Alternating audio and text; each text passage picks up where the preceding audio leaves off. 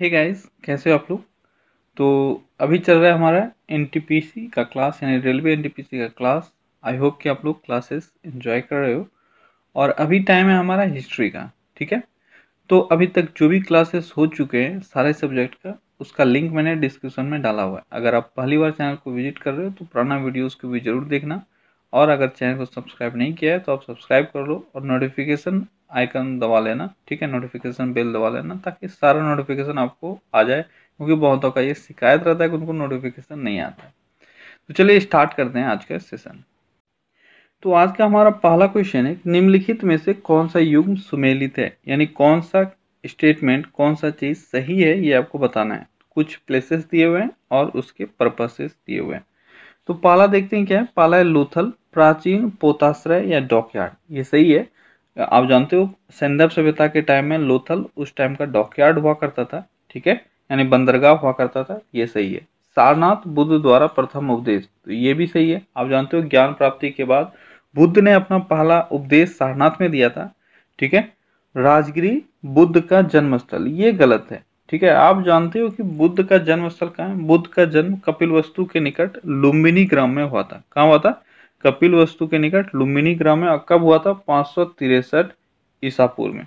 ठीक है, देखो मैं बार बार इन सब चीजों को रिपीट कर देता हूँ ताकि आपके दिमाग में ये सब हमेशा सेट हो जाए, आपको इसमें कंफ्यूजन नहीं होना चाहिए। तो कहाँ हुआ था? कपिलवस्तु के निकट लुम्बिनी में। और यहाँ दिया हुआ है राजगिरी में, तो ये गलत है। अगला है नालंदा। नालंदा बौद्ध शिक्षा का महान केंद्र, तो ये बिल्कुल सही है। नालंदा हमेशा से बौद्ध शिक्षा का महान केंद्र है। ठीक है, और नालंदा का अगर बात करें तो कुछ चाइनीज यात्री भी हुए फेमस, जैसे आपका वेनसांग, फायान, ठीक है, इत्सिंग, ये सब यहाँ पे आए हुए थे, जिसमें से वेनसांग और इत्सिंग ने यहाँ पे विशेषकर शिक्षा ग्रहण की थी और यहाँ के बारे में जानकारियाँ उठाई थी। आपको ये क्वेश्चन पूछा जाता है, वेनसांग जब नालंदा आए हुए थे उस वक्त यहाँ के कुलपति कौन थे? बहुत बार ये क्वेश्चन पूछा गया है। ठीक है, और ये लगभग 18 महीनों तक यहाँ रहे थे। और उस वक्त कुलपति जो थे वो थे शीलभद्र। क्या थे? कौन थे? शीलभद्र। शीलभद्र थे नालंदा विश्वविद्यालय के कुलपति थे। ये सारी चीजें आपको याद रखना है। तो यहाँ पे आपका आंसर क्या हो जाएगा? यहाँ हो जाएगा ABD। ठीक है, सी को छोड़कर आपका सारा स्टेटमेंट सही है। अगला क्वेश्चन है कि हिजरी संवत कब आरंभ की गई? हिजरी संवत कब आरंभ की गई? ये आरंभ की गई थी 622 ईस्वी में। ठीक है, एक्चुअली में हिजरी संवत का आरंभ हुआ कैसे?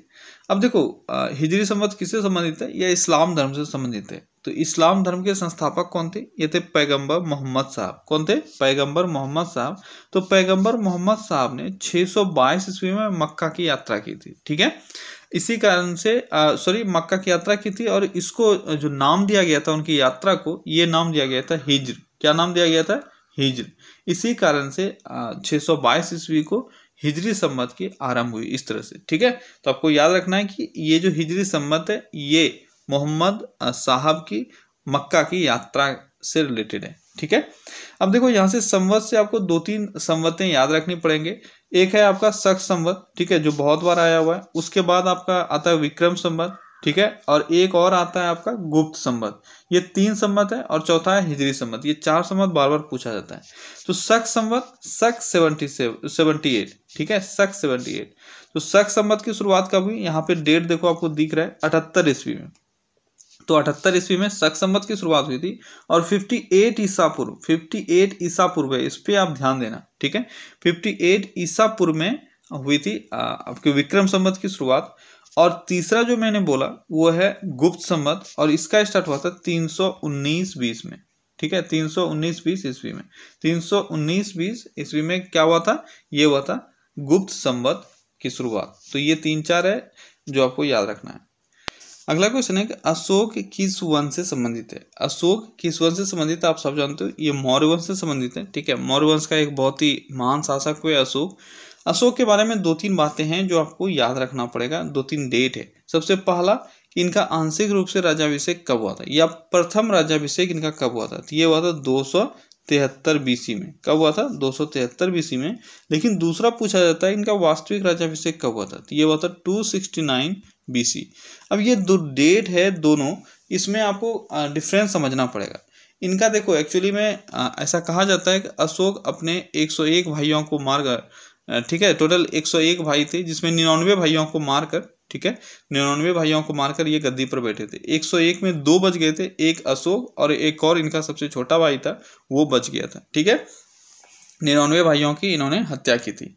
अब 273 में जब ऐसा सिचुएशन बना तो इन्होंने अपना राज्याभिषेक करवा लिया, ठीक है, 273 बीसी में ही। लेकिन 273 में ये गद्दी पर बैठ नहीं पाए क्योंकि इनका 99 जो कॉम्पिटिटर भाई थे वो सब भी लगे हुए थे राजगद्दी पर बैठने के लिए। तो इनको जो 4 साल का वक्त लगा ये इनको उन 99 भाइयों को मारने में लगा, ठीक है। इन 4 सालों में इन्होंने अपने 99 भाइयों को मार दिया और 269 बीसी, ठीक है, फाइनली 269 बीसी में ये गद्दी पर बैठ गए और अब से ये वास्तविक राजा बन गए, ठीक है। तो ये बहुत इसमें जो डिफरेंस है ये बहुत इंपॉर्टेंट है, आपको समझना पड़ेगा। इसके बाद एक और डेट है, ये है 261 बीसी। 261 बीसी में इन्होंने कलिंग पर आक्रमण किया था, ठीक है। 261 बीसी में इन्होंने कलिंग पर आक्रमण किया था, जो इनके शायद संभवतः इनके लाइफ का आखिरी महान युद्ध रहा। और इसका उल्लेख हम लोगों को कहाँ से मिलता है, तो इसका उल्लेख आपको क्लियरली मिल जाता है 13वें शिलालेख में। कहाँ से मिलता है, 13वें शिलालेख में कलिंग विजय का उल्लेख, ठीक है। तो ये 3 डेट है जो इंपॉर्टेंट है आपके लिए, और भी चीजें हैं जिसको हम लोग बाद में देखते रहेंगे, क्वेश्चन आता रहेगा। तो अगला क्वेश्चन है, भारतीयों के लिए महान सिल्क मार्ग किसने आरंभ किया। तो भारतीयों के लिए सिल्क रूट किसने खोला था, तो भारतीयों के लिए सिल्क रूट खोला गया था कनिष्क के द्वारा, ठीक है। अब जानते हो कि सिल्क रूट जो है ये ईस्ट और वेस्ट के बीच में एक कॉरिडोर की तरह काम करता है, यानी एक कनेक्शन है ईस्ट से वेस्ट के बीच में, और इसका जो सेंट्रल पॉइंट है वो है चीन, ठीक है। चीन से अलग अलग भागों को यहाँ से जुड़ते हुए देखा जा सकता है। तो अब देखो ये जो सिल्क रूट कनिष्क ने अपने अंडर में लिया था, ये किसको हरा कर लिया था, किसके साथ युद्ध हुआ था, तो ये बान चाओ, ठीक है, बान चाओ नामक शासक उस वक्त चीन में शासन कर रहा था, इन्हीं को हराकर कनिष्क ने इसको अपने अंडर में किया था। अब देखो यहाँ पे थोड़ा सा मतभेद है, चाइनीज जो हिस्टोरियन है वो सोचते हैं कि बानचाओ विजयी हुए थे, लेकिन इंडियन हिस्टोरियन जो है वो ये सोचते हैं कि कनिष्क विजयी हुए थे, क्योंकि कनिष्क के अंडर में ये सिल्क रूट आया हुआ था। इसका मतलब ऑटोमेटिकली बानचाओ पराजित हुए थे, ठीक है। चलिए देखते हैं अगला क्वेश्चन। अगला क्वेश्चन है कि तंजौर के वृहद मंदिर का निर्माण किसने किया। तंजौर के वृहद या वृद्धेश्वर मंदिर, आप जानते हो वृद्धेश्वर मंदिर बहुत बार पूछा गया कहाँ है, तो यह है तंजौर में। और तंजौर के वृद्धेश्वर मंदिर का निर्माण किसने करवाया था, तो ये करवाया था राजराज चोल ने। किसने करवाया था, राजराज चोल में। यहाँ पे वृद्धेश्वर मंदिर का आपको कला पूछा जाता है कि किस शैली, कला नहीं किस शैली से ये बना हुआ है, तो ये बना हुआ है द्रविड़ शैली से, ठीक है। वृद्धेश्वर मंदिर जो बहुत ही फेमस मंदिर रहा चोल वंश का। अगला क्वेश्चन है, पुलकेशिन किस राजवंश के थे। पुलकेशिन किस राजवंश के थे, तो ये एक सिंपल सा क्वेश्चन है। पुलकेशिन किस वंश से थे, ये थे चालुक्य वंश से, ठीक है। और पुलकेशिन द्वितीय बहुत ही फेमस हुए हैं, ठीक है। क्यों फेमस हुए हैं, उनका युद्ध हुआ था किसके साथ, पुलकेशिन द्वितीय का युद्ध हुआ था हर्षवर्धन के साथ, मैंने ये पहले ही बताया हुआ है, और उसमें पुलकेशिन द्वितीय विजयी रहे थे। अगला क्वेश्चन है, कांचीपुरम अवस्थित है। कांचीपुरम कहाँ अवस्थित है, ये अवस्थित है तमिलनाडु में। कांचीपुरम कहाँ अवस्थित है, तमिलनाडु में। और कांचीपुरम क्यों फेमस है इतिहास में, ये पल्लवों का राजधानी था। कांचीपुरम किसका राजधानी था, पल्लवों का, ठीक है। पल्लवों का राजधानी कहाँ था, कांचीपुरम, और ये उस वक्त फेमस था। अच्छा, यहाँ से एक और चीज आपको ये याद रखना है कि पल्लव एक शासक हुए राज सिंह, ठीक है। राज सिंह के शासन में कांची में कैलाशनाथ मंदिर का निर्माण हुआ था, तो उससे भी ये फेमस है, ठीक है। कैलाशनाथ मंदिर ये कहाँ है, ये कांची में, ठीक है। कांचीपुरम या कांची जो भी बोलो। इसका निर्माण किसने करवाया था, इसका निर्माण करवाया था एक पल्लव शासक राज सिंह के द्वारा। तो ये 2 चीजों के कारण कांचीपुरम चर्चे में रहता है। अगला क्वेश्चन है, कनिष्क का दरबारी चिकित्सक कौन था। तो कनिष्क का दरबारी चिकित्सक कौन था, ये था चरक। इसके बारे में मैंने आपको बताया हुआ है कि कनिष्क के दरबार में ये चरक रहते थे, जो इनके दरबारी चिकित्सक भी थे। अगला क्वेश्चन है कि राष्ट्रकूटों द्वारा निर्मित प्रसिद्ध मंदिर कौन सा है। राष्ट्रकूटों द्वारा निर्मित प्रसिद्ध मंदिर कौन सा है, ये है एलोरा, ठीक है। एलोरा मंदिर जो है वह राष्ट्रकूटों के द्वारा बनाया गया है प्रसिद्ध मंदिर, और ये कहाँ है, ये महाराष्ट्र के औरंगाबाद में स्थित है। अगला क्वेश्चन है कि निम्नलिखित में से प्राचीनतम राजवंश कौन सा है। अब यहाँ पे फिर से प्राचीनतम राजवंश आया, और आपका डेट का जो खेल है जो आपको एक टाइम पीरियड का गैप देता है वो आपके लिए इंपॉर्टेंट हो जाता है। ठीक है, तो प्राचीनतम राजवंश कौन सा है, इसमें से है नंद वंश। अब देखो जो है वंश वो मैं अभी आपको बताता हूँ, मौर्य वंश, पल्लव वंश, गुप्त वंश, ठीक है, और नंद वंश। तो नंद वंश के बारे में अगर आपको पता हो तो ये आपको पता होगा कि नंद वंश जो घनानंद ने इसकी स्थापना की थी, ये ऑलमोस्ट 344-45 ईसा पूर्व BC के आसपास इसका स्थापना हुआ था। और नंद वंश के अंतिम शासक कौन थे, ये थे घनानंद। ठीक है, घनानंद नंद वंश के अंतिम शासक हुए और इनकी हत्या कर किसने दूसरे वंश की स्थापना की थी, चंद्रगुप्त मौर्य ने। यहां से आप इसको कनेक्ट कर सकते हो, चंद्रगुप्त मौर्य ने नंद वंश के लास्ट रूलर घनानंद की हत्या कर मौर्य वंश की स्थापना की थी। ठीक है, तो ये दोनों मिल गया कि सबसे पहले इसमें कौन सा आया होगा, नंद वंश। अब अगर गुप्त और पल्लव का बात करें तो गुप्त और पल्लव ईस्वी में है। ठीक है, देखो अगर आपको एग्जैक्ट नहीं भी पता हो तो आप इस तरह से पहुंच सकते हो, ये ईसा पूर्व का बात था। ठीक है, मौर्य और नंद। लेकिन अब जब से आप गुप्त वंश में घुसते हो तो ये सब आ जाता है ईस्वी में, यानी सबसे पुराना कौन सा हो जाएगा इसमें, ये हो जाएगा नंद वंश। ठीक है, अगला क्वेश्चन है, सैंदव सभ्यता के ईंटों का अलंकरण किस स्थान से मिला है, यानी डेकोरेटिव ईंटा। ठीक है, ईंट जो हुआ करता था उस वक्त सिंपल होता था, या तो कच्चा या पक्का, लेकिन कहीं कहीं डेकोरेटिव ईंटें भी मिली है। तो एकमात्र जगह है जहां से डेकोरेटिव ईंटा मिला हुआ है, यह है कालीबंगा। ठीक है, बहुत ही इंपॉर्टेंट है।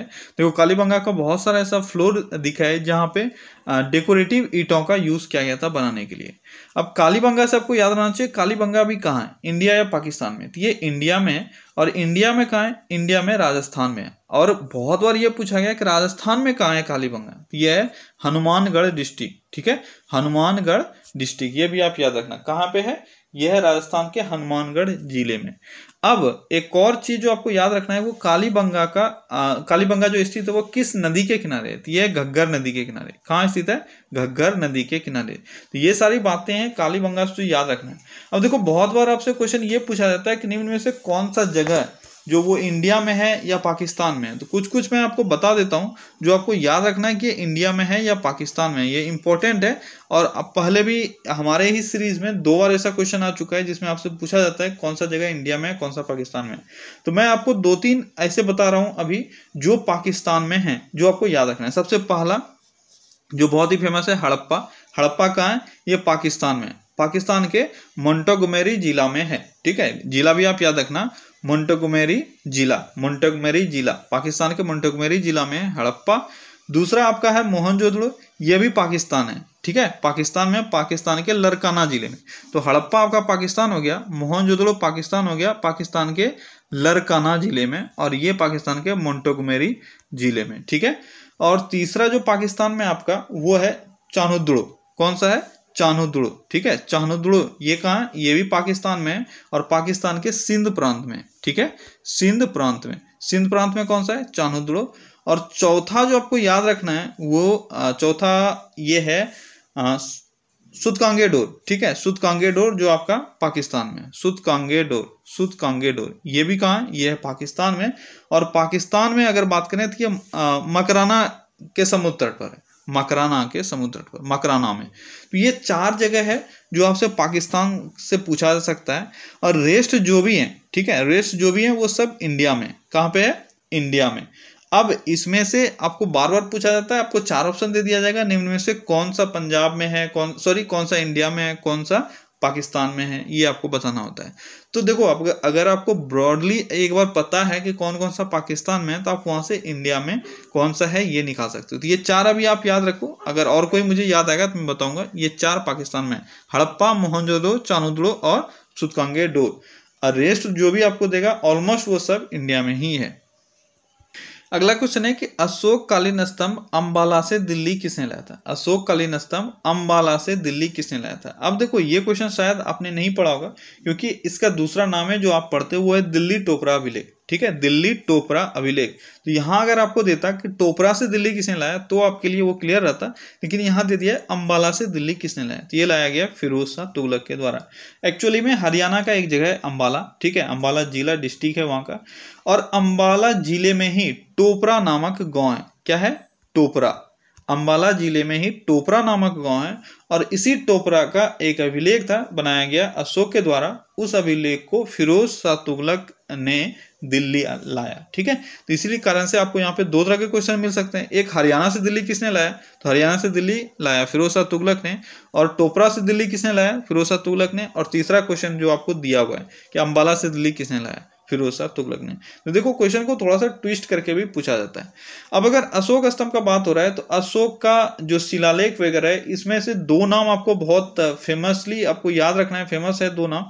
एक सबसे पहला टिफेंथलर, ठीक है, टिफेंथेलर, ठीक है, टिफेंथेलर या टी पैंथलर, जो आपको याद रखना है। हिंदी में कहीं कहीं टी पैंथलर भी लिखा जाता है और इंग्लिश में कहीं कहीं टिफेंथेलर भी लिखा जाता है। ठीक है, टिफेंथेलर।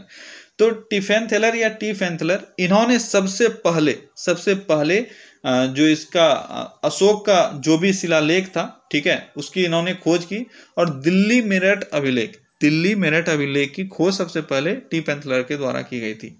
दूसरा जो पॉइंट मैंने बोला याद रखना है आपको, वो ये है कि सबसे पहले अशोक का जो भी इंस्क्रिप्शंस वगैरह था उसको सबसे पहले पढ़ा किसने, ये पढ़ा है जेम्स प्रिंसेप ने। किसने पढ़ा है, जेम्स प्रिंसेप ने। और इन्होंने 1837 ईस्वी में पहली बार इसको समझने का कोशिश किया और समझा कि इसमें क्या लिखा गया है। और टी पैंथलर ने जो खोज की थी वो की थी 1750 ईस्वी में।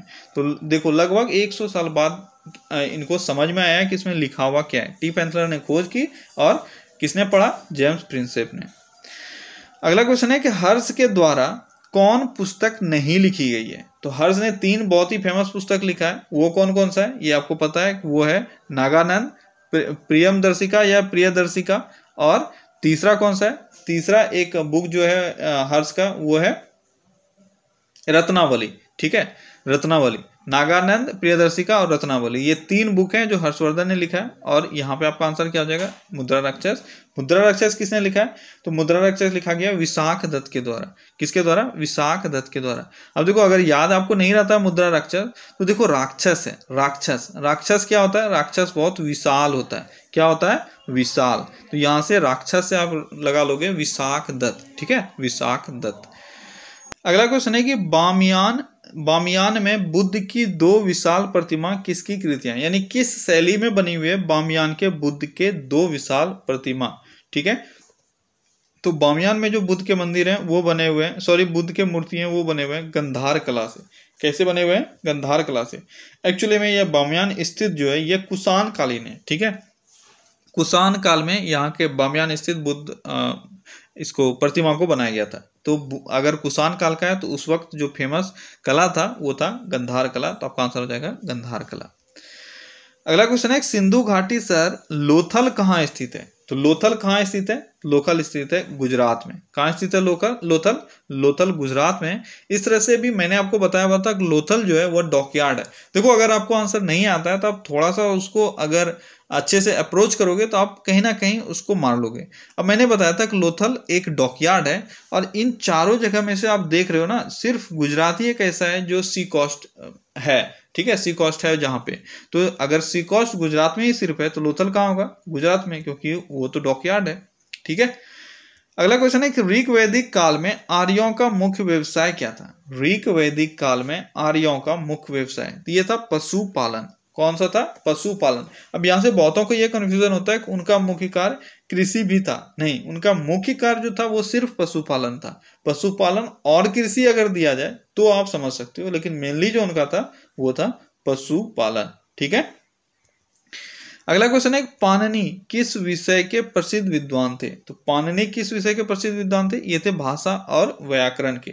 भाषा और व्याकरण के वो प्रसिद्ध विद्वान थे। उन्होंने एक बुक भी लिखा है, कौन सा, अष्टाध्यायी उन्होंने लिखा है, जो एक संस्कृत व्याकरण है। ठीक है, बहुत बार एग्जाम में पूछा गया अष्टाध्यायी क्या है। अष्टाध्यायी एक संस्कृत व्याकरण है। अगला क्वेश्चन है बिंबिसार के बाद कौन उत्तराधिकार बना। बिंबिसार के बाद कौन उत्तराधिकार बना। तो देखो मैंने आपको पिछले क्लास में ही मैंने बोला हुआ था कि इस तरह के लिस्ट जो है वो आपको तैयार करना है। यानी सबसे पहला जो आपको याद करना है वो ये करना है कि वंश कौन सा किसके बाद आया। ठीक है, इसके बाद अगर वंश आपका क्लियर हो जाएगा, ठीक है, उसके बाद आप याद करोगे कि मेन जो वंश है उसका राजा कौन कौन सा हुआ, किसके बाद कौन सा आया, ये बहुत ही इंपॉर्टेंट है। अगर हिस्ट्री से क्वेश्चन आपको सिंपल क्वेश्चन आना होगा 2-3 तो यहीं से बन जाते हैं, ठीक है। उसके बाद आपको ज़्यादा डिटेल में कुछ पूछेगा भी नहीं, डायरेक्ट क्वेश्चन कभी कभी पूछ लिया जाता है इस तरह से कि बिंबिसार के बाद कौन आया, बिंबिसार का पहले कौन था, इस तरह के क्वेश्चन। अब यहाँ पे अगर थोड़ा सा आपको क्लियर है तो आप आंसर मार लोगे। तो बिंबिसार किस वंश का राजा था, ये था हर्यक वंश का। किस वंश का, हर्यक वंश का, जो मगध वंश का पहला, मगध साम्राज्य का पहला वंश भी बोला जाता है, ठीक है। तो हर्यक वंश के शासक थे बिंबिसार। अब बिंबिसार के बाद शासन में कौन आया, ये आया अजातशत्रु। कौन आया, अजातशत्रु। अगला क्वेश्चन है कि चंद्रगुप्त विक्रमादित्य किस वंश से संबंधित है। चंद्रगुप्त विक्रमादित्य, चंद्रगुप्त विक्रमादित्य किससे संबंधित है, ये है गुप्त वंश से, और इनका वास्तविक जो नाम था वो था चंद्रगुप्त द्वितीय, ठीक है। चंद्रगुप्त द्वितीय को ही चंद्रगुप्त विक्रमादित्य उपाधि मिला है, उन्होंने ही धारण किया था।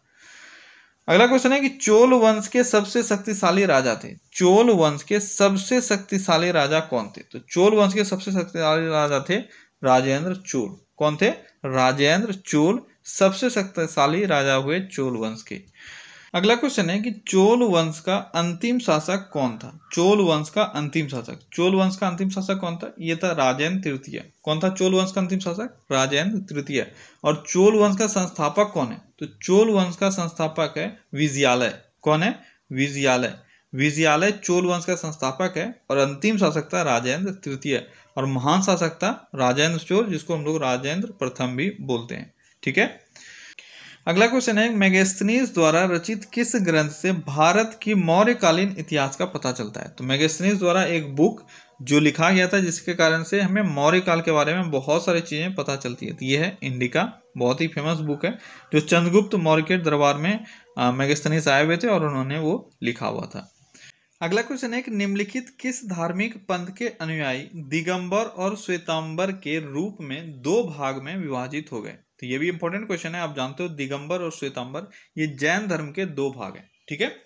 एक्चुअली में देखो हुआ क्या कि महावीर के मृत्यु के बाद, यानी प्रथम जैन संगति के बाद हुआ क्या कि मगध में अकाल पड़ गया था, ठीक है। मगध में जब अकाल पड़ा तो यहाँ के 2 गुरु फेमस उस वक्त थे। एक थे आपके भद्रबाहु और दूसरे थे स्थूलभद्र। तो अकाल पड़ने के कारण भद्रबाहु क्या हुआ कि भद्रबाहु अपने शिष्यों के साथ ये कर्नाटक चले गए। कहाँ चले गए, कर्नाटक, यानी मगध से बाहर हो गए। अब कुछ सालों बाद जब ये वापस आए भद्रबाहु, तो ये लोग अपने शिष्यों के साथ वापस आए, लेकिन इनको एंट्री नहीं दिया गया। वहां पे आके 2 भागों में बढ़ गया, क्या 2 भागों में बढ़ गया जैन संप्रदाय। अब जो भद्रबाहु के जो शिष्य थे या भद्रबाहु के जो फॉलोवर थे वो हो गए दिगंबर। ये याद रखना दिगंबर कौन है, दिगंबर भद्रबाहु के हो गए, और स्थूलभद्र जो थे वो हो गए श्वेतांबर। तो अब आपको याद रखने में थोड़ा सा आसान हो जाएगा, क्योंकि ये है स्थूल 100, ये है श्वेतांबर 100, तो स्थूलभद्र से हो जाएगा 100, ठीक है। जो बच गया वो हो जाएगा दिगंबर, ठीक है, भद्रबाहु दिगंबर। दूसरा चीज आपको याद रखना है, स्थूलभद्र के अनुयायी जो थे यानी श्वेतांबर जो थे, ये लोग श्वेत कपड़ा पहनते थे, यानी व्हाइट क्लॉथ पहनते थे। लेकिन दिगंबर लोग जो थे ये लोग नग्न रहते थे, यानी ये लोग कोई कपड़ा नहीं पहनते थे। तो ये 2 चीजें हैं जिसको आपको याद रखना है, और यही क्वेश्चन आपसे बनता है, ठीक है।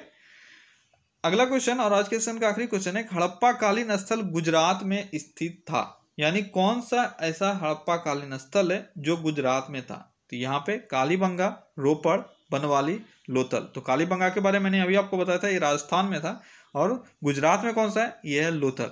तो चलो अभी मैं आपको एक थोड़ा सा लिस्ट प्रोवाइड करवा देता हूँ, वहां से आप याद कर लेना, ठीक है, कौन कौन सा स्थल कहाँ कहाँ पे है।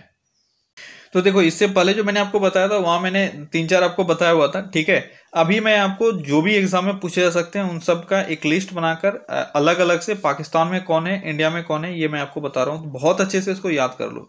हड़प्पा कहाँ है, यह है पाकिस्तान के मोंटोगमेरी जिला में, ठीक है। मोहनजोदड़ो कहाँ है, पाकिस्तान के सिंध प्रांत के लरकाना जिले में। कहाँ है, मोहनजोदड़ो, मोहनजोदड़ो है लरकाना जिले में। और हड़प्पा कहाँ, यह है मोंटोगमेरी जिला, ये था पहले का पंजाब प्रोविंस, ठीक है। चानोदड़ो कहाँ है, चानोदड़ो है पाकिस्तान के सिंध प्रांत में। और सूतकांगे डोर है पाकिस्तान के मकराना जिला, यह है लरकाना जिला, यह है मकराना जिला। तो पाकिस्तान के मकराना जिला में है सूतकांगेडोर, लेकिन लरकाना जिले में है मोहनजोदड़ो, ठीक है। और कोटदीजी कहाँ है? यह है सिंध प्रांत के खैरपुर स्थान पर। कहाँ है? खैरपुर जिला है, ठीक है, खैरपुर, वहां पे है आपका कोटदीजी। तो आप देख लो, नाम देख लो, हड़प्पा, मोहनजोदड़ो, चानोदड़ो, सूतकांगेडोर और कोटदीजी। तो देखो ये सारे हैं जो आपको वहां से याद रखना है, ठीक है। इसमें से जो फेमस जगह का नाम आपसे पूछा सकता है, इन सब के लिए आपको यह याद रखना है कि पाकिस्तान में तो है ही, लेकिन हड़प्पा का पूछा जाता है मोंटेगोमेरी, और मोहनजोदड़ो का पूछा जाता है लरकाना जिला। ये दो बहुत फेमस है, ये जगह भी आपको याद रहना ही चाहिए, ठीक है। अब देखते हैं जो इंडिया में है, इंडिया में कौन कौन सा है। इंडिया में कालीबंगा, रंगपुर, रोपड़, लोथल, आलमगीरपुर, बनवाली और धौलावीरा, ठीक है। इसमें से आपको हर एक चीज याद रखना है। कालीबंगा कहाँ है? कालीबंगा है राजस्थान के हनुमानगढ़ में, ठीक है। रंगपुर कहाँ है? रंगपुर है गुजरात के काठियावाड़ा में। रंगपुर कहाँ है? काठियावाड़ा। रंग किसको करोगे? तो रंग करोगे काठ को, ठीक है। अगला है रोपड़, रोपड़ है पंजाब के रोपड़ में, तो ये तो क्लियर रहेगा आपका, पंजाब में है। रंगपुर गुजरात में है, रोपड़ पंजाब में है। लोथल मैंने बताया गुजरात में है, गुजरात में कहाँ है? अहमदाबाद जिला में, ठीक है। ये जगह आपको याद रहना चाहिए, स्टेट किस स्टेट में है। आलमगीरपुर कहाँ है? आलमगीरपुर उत्तर प्रदेश के मेरठ जिला में। ये थोड़ा सा अलग है, आप याद रखना। देखो सब जो भी आपके नाम है वो सब आपके नॉर्थ वेस्ट का है, ठीक है, लेकिन ये आलमगीरपुर ये उत्तर प्रदेश में आके यानी सेंट्रल पार्ट में है, ठीक है। बनवाली कहाँ है? बनवाली है हरियाणा के हिसार जिले में। और धौलावीरा कहाँ है? ये गुजरात के कच्छ में। तो गुजरात से आपका दो हो गया, एक है लोथल और दूसरा है धौलावीरा, ठीक है। लोथल गुजरात के अहमदाबाद में और धौलावीरा गुजरात के कच्छ में, ठीक है। उत्तर प्रदेश से कौन है? उत्तर प्रदेश से आलमगीरपुर। और पंजाब से कौन है? पंजाब से है रोपड़, ठीक है, पंजाब से है रोपड़। हरियाणा से कौन है? हरियाणा से है बनवाली। और आपका राजस्थान से कौन सा है? राजस्थान से है कालीबंगा। सॉरी, तो गुजरात से आपका तीन है, रंगपुर, लोथल और धौलावीरा। ये तीन है जो गुजरात से है, रंगपुर काठियावाड़ा, लोथल अहमदाबाद और धौलावीरा कच्छ, ठीक है। अब इसको एक बार फिर से अच्छे से देख लो, इसका स्क्रीनशॉट ले लेना और इसको याद कर लो, इससे बहुत सारे क्वेश्चन बनते हैं, ठीक है। तो ओके फ्रेंड्स, चलिए फिर से मिलते हैं कल अगले क्लास में। Till then take care, bye bye.